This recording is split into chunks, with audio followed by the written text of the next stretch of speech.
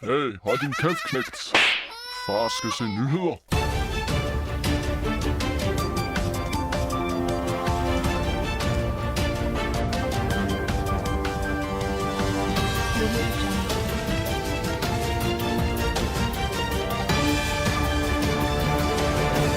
God aften, og velkommen til aftens nyhedsudsendelse.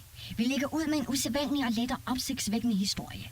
Politiet oplyser, at rapperen Andreas Sindal Velas Borgård, bedre kendt under kunstnernavnet AKI, i løbet af natten til søndag er stukket af fra en lukket psykiatrisk afdeling ude i Ballerup. Den pågældende blev tilbage i juni 2024 idømt en behandlingsdom, efter at være blevet vurderet både farlig, men også psykisk syg med en skizofreni-diagnose. Ifølge tidligere sager har han været involveret i en række alvorlige hændelser, herunder stalking mod børn og et mordforsøg rettet mod flere offentlige kendte personer, såsom pornoskuespilleren Cersei L. Stålkvinde.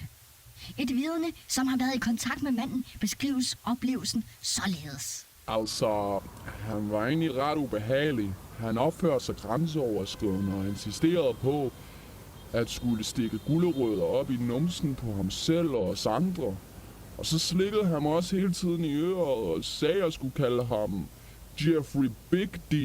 Myndighederne understreger, at man bør ikke forsøge at kontakte ham. Han anes som farlig, og udtalelser fra ham kan være præget af vrangsforestillinger. Hvis man ser ham, bedes man straks kontakte myndighederne og politiet.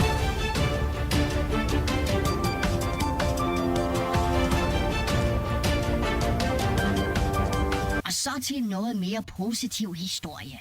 Folketinget har i dag stemt for en lønforhøjelse til sig selv, samt godkendt en 2 ugers ferie til Italien, som bliver fuldt finansieret af statskassen. Vi ønsker naturligvis politikerne en rigtig god ferie.